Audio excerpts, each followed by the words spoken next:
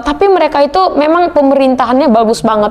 Mereka mengolah pemerintahannya itu memang bagus banget. Apalagi bupatinya itu memang keren, bagus memang.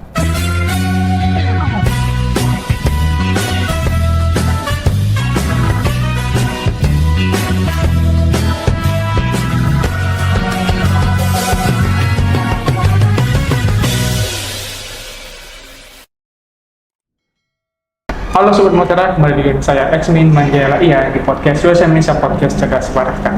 Hari ini kita akan mulai asik bersama dengan Kak Sri Miranda dari Universitas Muhammadiyah Gorontalo yang kemarin ikut PMM3. Nah di sini Kak Sri Miranda akan berbagi pengalaman di sana ngapain aja sih dan sistem PMM3 di Universitas Muhammadiyah Gorontalo itu bagaimana. Mungkin Kak Sri Miranda boleh perkenalkan diri ke Sobat Mutiara. Halo, perkenalkan nama saya Sri Miranda Simanung Khalid, bisa dipanggil dengan panggilan Miranda. Saya merupakan mahasiswa PMM Angkatan 3 dari Universitas Muhammadiyah Gorontalo dan saya sekarang ada di semester 6 dan juga dari Prodi S1 Keperawatan. Kak Sri Miranda dari program studi S1 Keperawatan semester 6. Nah, Sobat Mutiara, nanti Kak Sri Miranda akan berbagi info nih ke teman-teman yang sedang menonton apa aja sih kegiatan Kak Sri Miranda pada saat menginjakkan kaki nih di Pulau Sulawesi, tepatnya di Universitas Muhammadiyah Gorontalo. Nah mungkin pertama nih Kak, setelah ikut nih PMM3 dan balik lagi ke Medan, apa sih kegiatan Kakak? Setelah kemarin baru pulang dari PMM3 itu dari Pulau Sulawesi, yaitu tepatnya di Gorontalo itu, saya langsung balik nih ke Pekanbaru karena kan awalnya berangkat itu dari Medan. Nah pulangnya itu langsung ke arah Pekanbaru. Setelah sampai bandara, di situ kan ada libur beberapa bulan ya dari pihak kampus kan, karena pihak kampus itu masuknya kan tanggal 3 sampai sekarang gitu.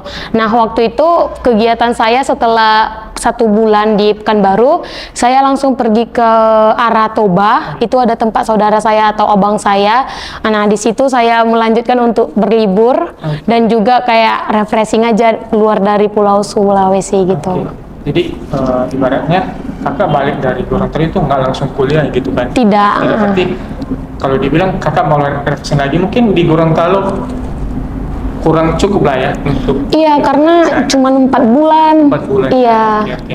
Nah, boleh nggak sih Kakak ceritakan kemarin kan proses pendaftaran di PMI mungkin sangat panjang, dan kemarin dapat info PMI itu di mana sih? Nah, awalnya kan sebelum saya ikut PMM batch 3 ini, saya kan awalnya ikut kampus mengajar. Selama kampus mengajar itu, saya kan ada di Pekanbaru karena waktu selama kampus mengajar ditempatkan di Pekanbaru. Sengaja diambil di Pekanbaru karena kan saya domisili dari Pekanbaru. Nah, dapat informasi itu awalnya dari kelas. Teman-teman kelas dapat informasi mereka ada sekitar 20 orangan yang mau ikut mendaftar PMM. Awalnya takut, ini nanti kalau ikut bisa nggak ya, karena kemungkinan ada yang bilang kalau ikut kampus mengajar nggak boleh lagi ikut PMM katanya. Tapi atas saran dari Prodi, ketua Prodi saya Bu Marta Lena, ibu itu bilang menyarankan ikut aja, siapa tahu bisa dari kampus mengajar, nanti siapa tahu kamu lolos di PMM, kan kita nggak tahu rezeki gimana gitu kan. Nah jadi disitulah saya coba, tapi minta bantuan juga sama teman untuk mengurus berkas-berkas yang dari kampus seperti itu. Berarti tadi Kakak bilang sebelum mengikuti PMI Kakak mengikuti program kampus mengajar. Iya. Nah, Kakak bilang program yang kayak gitu di kampung Kakak sendiri di Pekanbaru. Iya. Kenapa nggak memilih di Medan?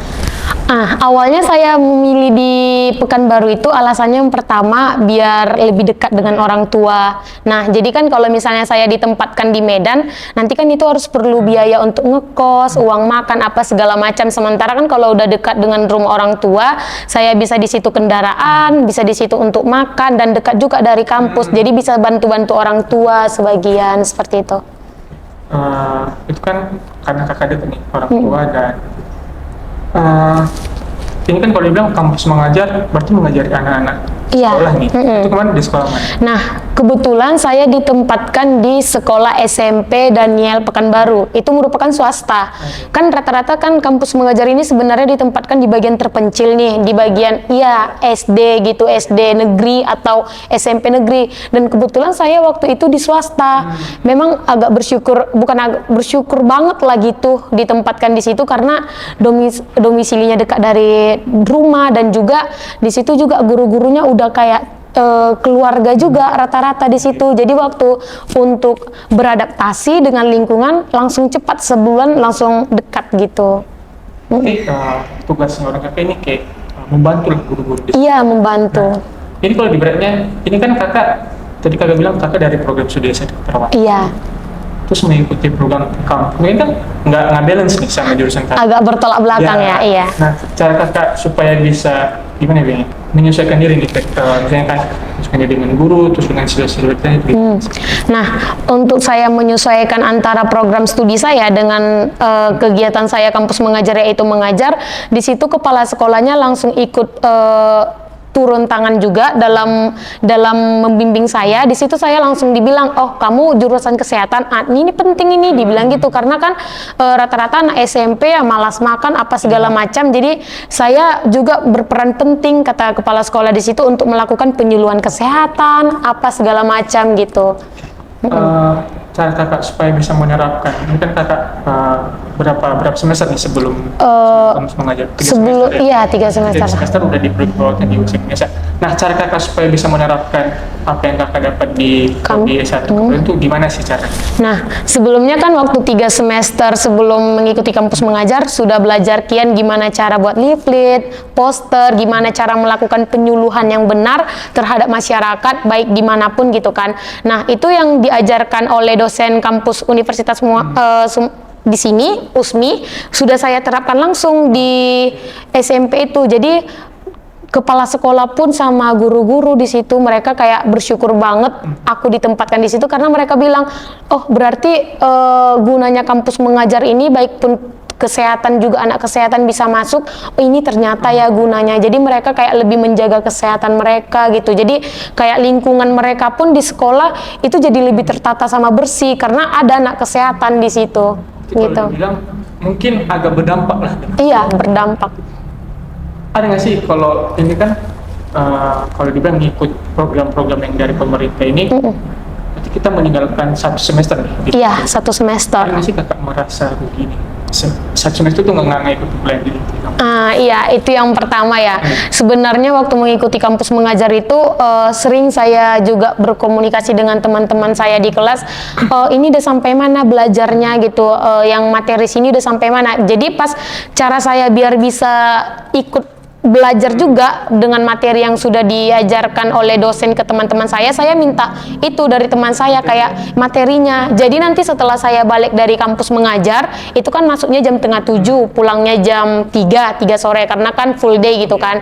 Nah, di situ nanti saya mengambil kesempatan sekitar malam, di situ saya belajar lagi. Jadi kalau mereka UTS, saya juga lihat soal-soal mereka, saya juga mencoba untuk mengerjakan gitu. Gitu sih. Ini kan kakak lakukan di semester 3. Iya. Nggak mungkin dong teman-teman yang lain nggak praktek. Iya. Kakak ikut praktek nggak kemarin? Nah, puji Tuhannya waktu itu kan 4 bulan nih saya di kampus mengajar. Nah, teman-teman praktek itu waktu itu di bulan ke-5 sama bulan ke-6. Jadi waktu itu saya langsung balik karena kan itu 20 SKS dikonversi dari kampus mengajarnya. Nah, setelah dikonversi 20 SKS, sementara waktu semester 4 itu kami ada 24 SKS. Jadi 4 SKS lagi yang belum terkonversi, dan itu mata kuliahnya sama Ibu Marta, kaprodi saya sendiri. Ibu itu yang bilang nggak usah ambil mata kuliah Ibu, nanti masuknya pas setelah kampus mengajar saja, kata Ibu itu. Nah, saya masuk ke kampus, saya tetap melakukan pembelajaran di kelas. Setelah masuk pembelajaran di kelas, rupanya setelah itu langsung masuk lab. Jadi saya ada kesempatan juga gitu untuk ikut masuk lab, belajar bersama teman-teman gitu. Tapi kalau dibilang ya mungkin masih ada kesempatan ya gitu. Iya, jadi nggak ada ruginya juga sih gitu. kan saya dengar di kampus semua juga dikasih, kalau bilang dikasih reward nih dari pemerintah. Iya, dikasih kan? reward ya. Ini kakak beasiswa atau mahasiswa reguler nih kira-kira? Beasiswa sih. Beasiswa 50%. Iya, 50%, 2.400.000. Ya, berarti dari kita dapat, dari kakak dapat beasiswa dari kampus, dapat juga nih dari pemerintah. Iya, dapat juga. Nah, mungkin kita ke kampus, ke pertukaran mahasiswa Merdeka. Jadi kan kakak sebelum ikut pertukaran mahasiswa itu ngikut kampus mengajar. Nah, kemarin kenapa sih harus memilih Universitas Muhammadiyah Gorontalo? Iya, awalnya itu memang waktu itu sudah keburu ya, karena kan awalnya antara yang ya dan tidak untuk mendaftar, karena kan katanya anak kampus mengajar gak boleh untuk ikut kedua kalinya program MBKM. Tapi pas saya konsul ke kaprodi saya, ikut saja, dan itu didukung penuh sama dosen kaprodi saya, dan saya mencobalah kan untuk mencari celah gimana biar bisa ikut gitu. Nah, waktu itu pas udah mau mencoba apa itu, saya langsung mendaftar, pilihnya itu udah nggak ada lagi kampus-kampus yang saya inginkan gitu, kayak misalnya di Bandung, di apa itu sudah nggak ada lagi tampilannya. Dan saya juga mikir kan kayak, kalau misalnya masuk puji Tuhan, kalau misalnya nggak masuk juga nggak apa-apa, yang penting sudah pernah mengikuti program MBKM gitu. Dan tertera itu saya lolosnya di pilihan kedua, Universitas Muhammadiyah Gorontalo gitu. Itu kan kita bilang di pilihan kedua. Berarti ada pilihannya itu? Iya, pilihan pertama. Nah, di pilihan yang itu apa aja sih kampus yang lain? Pilihan pertama itu Universitas Pekalongan, yang kedua itu Muhammadiyah Gorontalo ini, yang ketiga Setika Sibina Husada Bali, keempat itu ada di Jogja juga, yang kelima ada di Bandung, dan yang keenam itu juga di Bali gitu. Jadi ada beberapa dari pulau-pulau, misalnya kan dari Bali tadi kan. Iya. Kalau oke. Ini kan kalau dibilang kakak mengikuti program pertukaran mahasiswa, berarti kakak dari Medan terus pergi lagi nih ke pulau-pulau yang lain kan? Iya. Ada nggak sih terbesit di pikiran orang tuh, kamu udah ngikut program ini lagi? Iya, Ada nggak sih orang tua yang ngelarang gitu? Kalau orang tua memang awalnya ya pas saya dinyatakan lolos Universitas Muhammadiyah Gorontalo itu lemas. Karena pengennya tuh sebenarnya ke Bali, kapan lagi gitu menikmati program beasiswa dari pemerintah pergi ke Bali gitu. Pengennya tuh ke Bali, tapi pas tahu Universitas Muhammadiyah Gorontalo ragu ngasih tahu ke orang tua, ini saya lolos di Universitas Muhammadiyah Gorontalo. Itu sebenarnya udah pengen gak ikutin, udah pengen nyerah aja gitu, tapi orang tua kayak mendukung penuh. Udah pergi aja, kapan lagi menikmati jalan-jalan ini segala macam, nanti dapat pengalaman, kamu juga di sana nanti punya relasi baru, dan yang terpenting itu adalah relasi, karena kita mempunyai teman dari sudut pandang manapun ada, daerah manapun ada, jadi didukung penuh sekali dengan orang tua. Oke, berarti mereka tidak misalnya memberikan karena tadi di Bali mungkin karena lewat udah aja gitu. Oke, ini kan udah nyatakan lewat nih, dan kemarin kalau dinyatakan udah ke Gorontalo, rasanya gimana sih? Rasanya pas awal-awal itu memang satu kata, panas. Gorontalo itu memang kalau kata orang Gorontalo di situ matahari di kepala masing-masing orang itu satu, karena emang saking panas sekali sampai 40 derajat Celcius, bayangin. Di Medan, lebih panas lagi di Gorontalo. Iya. Itu kan sudah nyampe di Gorontalo. Nyampe di bandara itu gimana sih penyambutan dari kampus? Penyambutan dari pihak kampus, apalagi koordinator PT ya, itu kan ikut serta juga mereka menyambut kami. Itu memang mereka luar biasa sih penyambutannya, mereka sampai pakai spanduk-spanduk, mereka berdiri berjejer semua. Jadi kami pas masuk keluar dari bandara itu, mereka langsung berjejer, halo, langsung berhalo-halo gitu. Jadi kami pun yang udah merasa capek, bayangin transit kan dari Medan ke Jakarta ke Gorontalo itu 1 harian transit, tiba-tiba disambut gitu. Penyambutan mereka juga baik, bagus, mereka langsung kasih kami makan. Itu memang luar biasa sih, senang banget gitu. Iya. Ini kan nyampe terus disambut sama dari teman-teman dari Gorontalo. Kan kasih rasa canggung pas pertama ketemu mereka. Dan ini kan kita ke sana bukan hanya dari kampus kita aja, dari mungkin ya dari Sumatera, dari Kalimantan, dari Jawa, terus dari Papua. Paling sih rasa canggung, dan bagaimana sih cara orang kakak ya bisa menyesuaikan dengan mereka nih pada saat bertemu?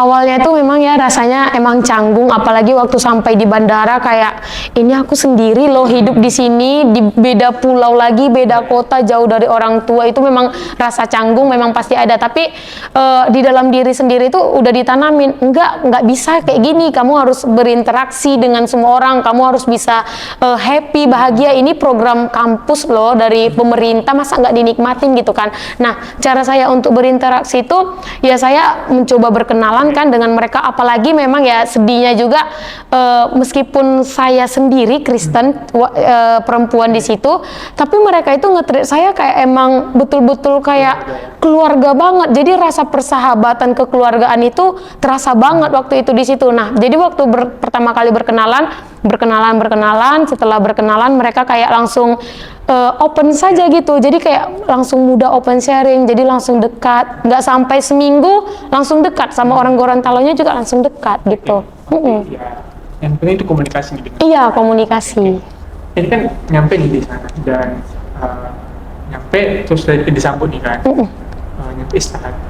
Berarti kalian di sana apakah langsung ada kegiatan dari kampusnya atau memang nunggu beberapa hari? Ini kan yang saya lihat kan itu ada opening ceremony kan? Iya, ada. Kan? Dan gimana sih pas pembukaan opening ceremony, dan itu kan nyampe kita di Gorontalo pasti ada penyesuaian nih dari mungkin dari segi budaya nih. Iya, budaya. Di Medan kan agak keras orangnya, terus di Medan makanya itu gimana, terus yang di sana Gorontalo mungkin makanya itu berbeda-beda nih. Iya, pasti. Bisa nggak sih kakak cerita?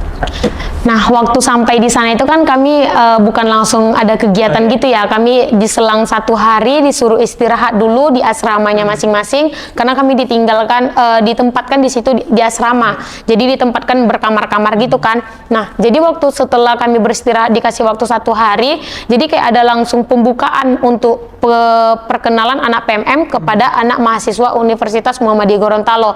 Di situ kami disuruh memakai baju adat semuanya, lalu kami langsung disuruh berbaris di depan, mengenalkan diri, dan itu memang kami merasa sebagai tamu yang istimewa banget, karena mereka kayak nge-treat kami itu langsung kayak emang betul-betul kami itu yang paling istimewa gitu. Nah, setelah itu mereka juga menyajikan beberapa makanan. Di situ makanannya itu sangat pedas. Beda sekali dengan orang Medan ya. Medan memang pedas, tapi di situ emang lebih pedas banget lah gitu.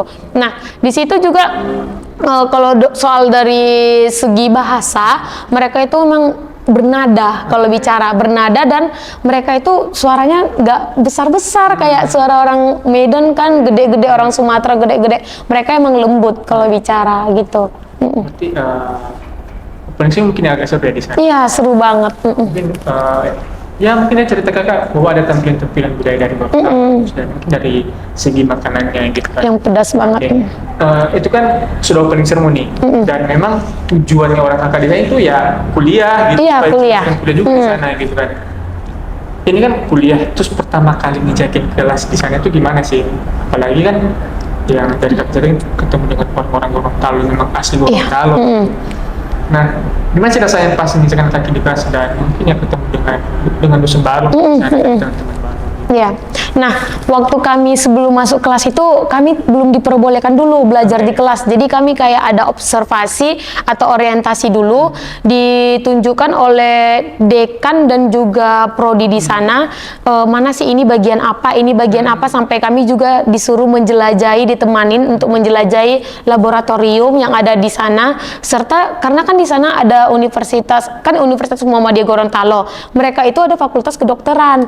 Nah, jadi kami yang anak keperawatan itu mempunyai peluang besar untuk belajar di lab kedokteran gitu. Jadi pas kami udah menjelajahi bagian fakultas mereka itu, memang keren sih kampus itu, karena mereka udah lengkap, sampai mereka ada apa namanya, dalam setiap mata kuliah itu mereka ada labnya tersendiri. Dan bahkan mereka juga udah punya apa namanya ya, kayak bagian tulang untuk tangan, kaki, itu udah ada mereka untuk bagaimana nanti untuk diteliti gitu.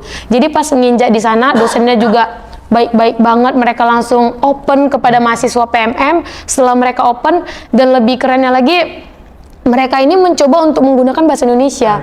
Padahal sebenarnya mereka itu kan menggunakan bahasa Gorontalo ya waktu belajar di kelas. Namun pas ada anak PMM, mereka bilang kayak gini dosennya, kita jangan gunakan bahasa Gorontalo ya, kita biasakan menggunakan bahasa Indonesia biar kita juga yang anak Gorontalo kalau keluar dari Pulau Sulawesi ini tidak malu-maluin, bisa menggunakan bahasa Indonesia, kata mereka. Kadang mahasiswa di situ juga bertanya kepada kami kan, kok orang kakak bisa lancar ya bahasa Indonesia, dibilang gitu, kok nggak pakai bahasa daerahnya masing-masing?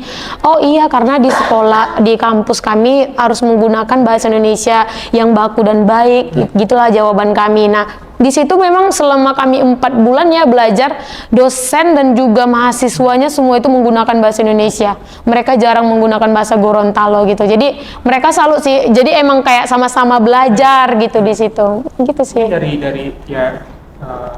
Dari segi bahasa itu mungkin ada kesulitan. Ada nggak sih kesulitan lain selain dari ya mungkin dari cara kita berbahasa, mungkin dari cara kita berbahasa itu ada nggak sih? Kalau dari berbahasa memang ada. Kadang Selain itu ada nggak? kalau selain itu nggak ada, karena memang cocok banget lah dengan mereka, langsung klop aja gitu. Dari segi mata kuliahnya ada nggak sih yang susah dikasih, misalnya dosen ngasih tugas yang banyak, kalau misalnya kan dosen ngasih tugas banyak, baru-baru pertemuan pertama itu sudah dikasih tugas yang banyak gitu. Kebetulan karena saya mahasiswa keperawatan nih, jadi di sana memang siklus belajar mereka itu harus menggunakan asuhan keperawatan. Nah, asuhan keperawatan ini kadang ada sampai 32 halaman, 40-an halaman. Jadi saya juga harus bisa menyesuaikan bagaimana cara membuat askep. Di sana juga saya harus belajar, oh begini ya cara membuat askep, misalnya keperawatan anak, keperawatan untuk gerontik, lansia, atau keperawatan untuk yang lainnya. Jadi di sana itu emang betul-betul saya dikasih kesempatan banget untuk belajar gimana sih yang keperawatan yang sesungguhnya itu gimana gitu, karena mereka di sana lebih identik dan lebih bagusnya itu memang di fakultasnya itu kesehatan gitu. Berarti lebih unggul itu di Iya, unggul banget kesehatannya. Nah, itu mungkin ya seputar perkuliahan kakak, dan mungkin kita bahas seputar yang mungkin yang ditunggu semua mahasiswa PMM itu Modul Nusantara ya. karena setiap Sabtu yang Modul Nusantara Betul. dan ya mau mengenal berbagai tempat wisata yang di Gorontalo. Oke. Tempat wisata pertama kali nih, atau tempatnya mungkin bersejarah nih, di tempat apa sih nama tempatnya?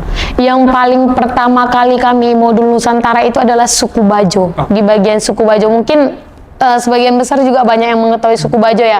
Dulu kan Suku Bajo itu kalau saya deskripsikan, tengok di Google, Suku Bajo itu kan masih menggunakan bagian dalam aja pakaian mereka itu, dan rumahnya itu tinggal di atas laut. Jadi rumahnya papan semua dan di atas laut. Namun sekarang memang mereka sudah menggunakan pakaian seperti kita, tapi tetap tinggalnya di atas laut, dan itu memang bersejarah banget. Banyak banget dapat pelajaran dari situ, dan yang banyak tantangan yang nggak boleh dilakukan, apa saja keunikan dari situ, pokoknya banyak banget di situ dapat ilmu gitu. Berarti tempatnya di mana? Suku Bajo. Di Suku Bajo. Oke. Selain di Suku Bajo kan mungkin di Modul Nusantara itu banyak nih. Mungkin ada kelas inspirasi. Iya, inspirasi. Kontribusi sosial. Mungkin dari sekian yang saya sebut dulu, boleh nggak sih kakak ceritakan tempat paling berkesan? Yang paling berkesan itu mungkin seluruh anak PMM Umgo 3 juga di sana itu yang paling kami berkesankan itu adalah di Pulau Dianumo. Pulau Dianumo itu kami berkemah. Di situ kami ada 2 harian lah di situ kan. Lalu kami di situ main banana boat. Jadi kami itu seru banget. Pokoknya kami ada dikasih fasilitas untuk main banana boat, ada main juga speedboat. Jadi kayak ibaratnya di situ emang berkesan banget. Apalagi kan kalau senja di Gorontalo itu kan bagus banget. Jadi kami emang menikmati banget lah di Pulau Dianumo itu. Belum lagi kami juga melakukan perkemahan bersama dosen-dosen kampus Umgo, dan lebih tepatnya lagi di belakang pulau itu kami bisa ada Bukit Dianumo. Jadi kami naik ke bukit itu, ada sekitar 15 menit naik ke bukit, dan sampai ke bukit itu bisa lihat pulaunya itu indah banget. Itu sih yang paling berkesan. Mungkin dari dibalik ke berkesannya itu dari ya mungkin beberapa kali ada nggak sih misalnya suka duka yang pas kalian alami itu? modul Nusantara, mungkin ada cekcok antara sesama mahasiswa, cekcok antara sesama, kalau dulu kan ada nih kepala suku Iya, iya, ada pasti. dari ketua kelompoknya, atau mungkin dari dosen modul Kalau untuk dosen modul kelompok saya paling utama ya itu memang dosen saya baik banget ya, dan dia sangat berkontribusi banget untuk kelompok kami gitu.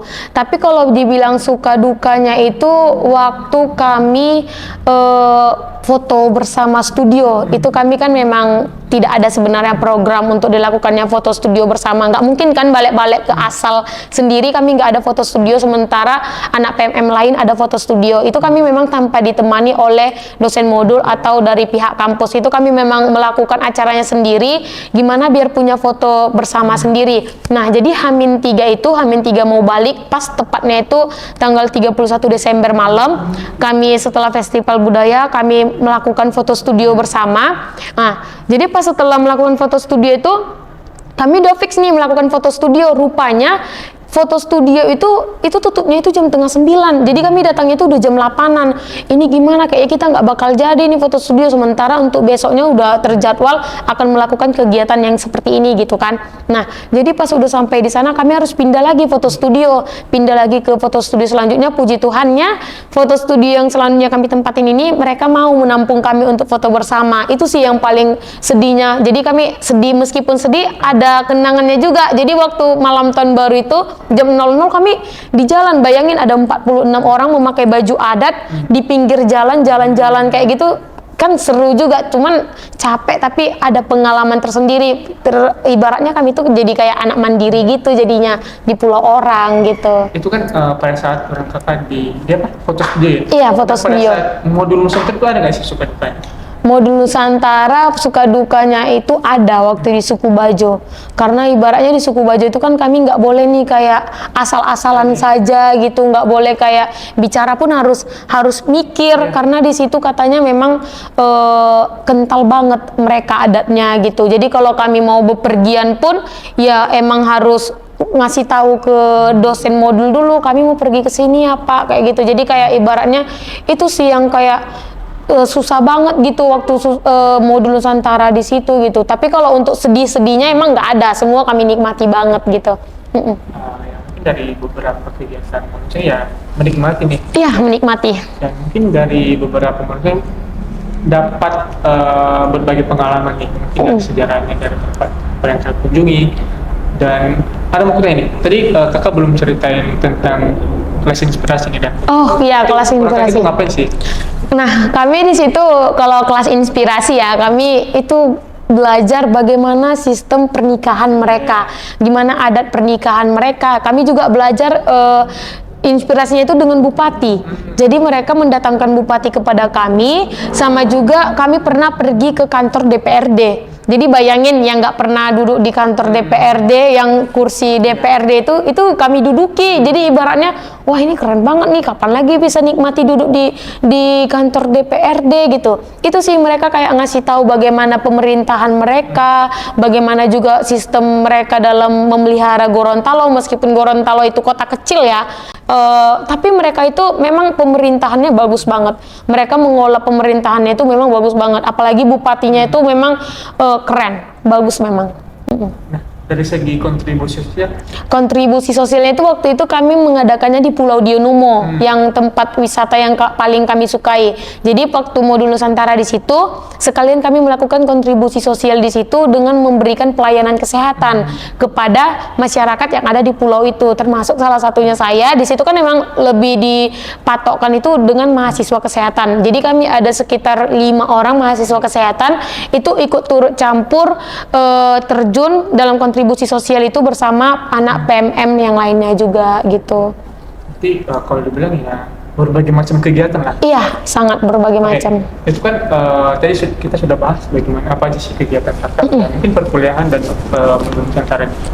Ada nggak sih kakak ngikutin kegiatan di luar nih, di luar perkuliahan dan di luar kegiatan? Oh, kalau itu memang ada kayak ibaratnya kan di sana kan kami melakukan perkuliahan, melakukan modul Nusantara juga segala macam.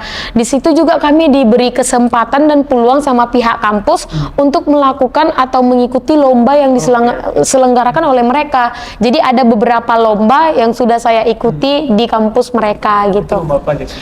Ada yang pertama itu lomba volleyball. Jadi saya juga ada per tim gitu, anak PMM. Saya juga ikut lomba musikalisasi puisi.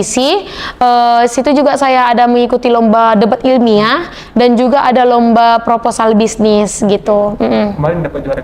Ya puji Tuhan banget. Di volley saya dapat juara 3, di debat ilmiah juga saya dapat juara 2, di musikalisasi puisi saya mendapat juara 1 dan lomba proposal kemarin juara 3 gitu. Dan keempatnya memang puji Tuhan dapat semua gitu.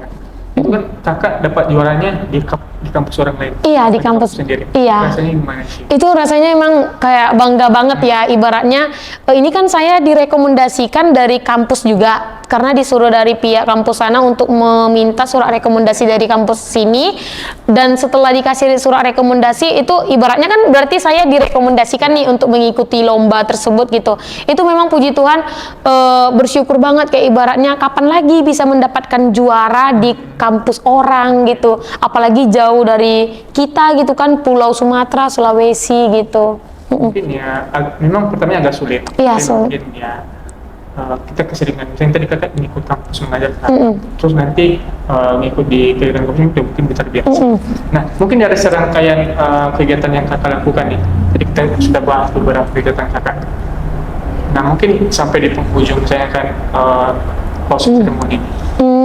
Gimana sih pas sampai kemarin? Itu kami memang lembur, 1 harian 1 malaman. Jadi ibaratnya kami pas mau acara tersebut hari H, kami di situ emang dari jam 6 sore udah ayo semua melakukan persiapan gini. Jadi kami semua berkumpul di indoor, ada namanya gedung indoor di situ. Bahkan kami sampai jam 3 malam di situ. Itu memang dikasih pihak kampus ibaratnya, ayo kita persiapkan sebisa kita mungkin, sebagus mungkin dan semenarik mungkin untuk terakhir kalinya acara kita ini, dibilang gitu kan. Nah, jadi waktu itu kami memang sampai lembur jam 3 malam, bangun jam 6 pagi, make up semuanya, semua mempersiapkan bahan, langsung pergi lagi ke gedung indoor itu dan melaksanakannya. Itu memang capek banget gitu, seru. Mungkin kegiatan terakhir kali ini. Iya. Dan gimana sih perasaannya mau ke sini? Aduh, itu sedih banget karena ada dikasih bagian tahap sedih-sedihan gitu. Apalagi waktu dosen koordinator PT kami mengucapkan sepatah 2 kata, itu dia nangis, meneteskan air mata. Jadi ibaratnya pas dia nangis itu, ibu itu nangis, kami juga ikut nangis semua gitu. Apalagi dibuat lagu-lagu sedih kan, apa nggak makin sedih banget. Terus nanti kami disuruh baris semua ke depan, di situ kami semua nyanyi lagu perpisahan gitu, saling peluk-pelukan, semuanya kayak ini kapan lagi kita jumpa, kayaknya nggak bakal jumpa lagi, cuman PMM lah yang bisa menyatukan kita buat kita jumpa karena harga tiket pesawat kan mahal, gimana gitu mau jumpa lagi. Tapi ada juga puji Tuhannya teman saya rata-rata banyak yang dari Sumatera, jadi untuk jumpa itu mungkin ada kemungkinan bisa gitu, gitu sih. Ini kan kalau bilang ya closing berarti udah langsung pergi nih mau ke tempat masing-masing. Iya. Boleh nggak sih kakak kasih pesan-pesan ke teman-teman sudah menonton, mungkin nanti kakak akan share ke mereka nih, dan ada nggak sih rencana mau reuni lagi? Nah, untuk teman-teman PMM 3 yang khususnya itu adalah di Universitas Muhammadiyah Gorontalo, ada 46 orang. Itu memang nggak bakal aku lupain, dan untuk kalian semua semangat untuk belajarnya, semangat untuk mencapai mimpinya, untuk mencapai masa depannya. Kalau ada waktu dan titik terbaik yang Tuhan tentukan, semoga kita bisa dipertemukan kembali gitu. Nah, mungkin terakhir nih, 1 kata nih untuk PMM. PMM 3 hebat. Oke, hebat. Nah, Sobat Bicara, jadi kalian sudah dengar bahwa Kak Sri Miranda sudah membagikan pengalamannya yang dari tadi ngikut kampus mengajar, terus habis itu ngikut PMM 3 lagi.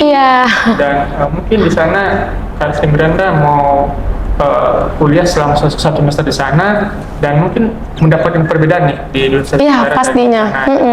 Dan tadi kakak Sri Miranda ceritakan tadi ikut kegiatan juga di sana. Iya, kegiatan lomba. Ya, dan dapat mungkin pengalaman pada saat dia ngikut MN nih. Iya. Di tempat wisata di suku. So tadi Suku Bajo.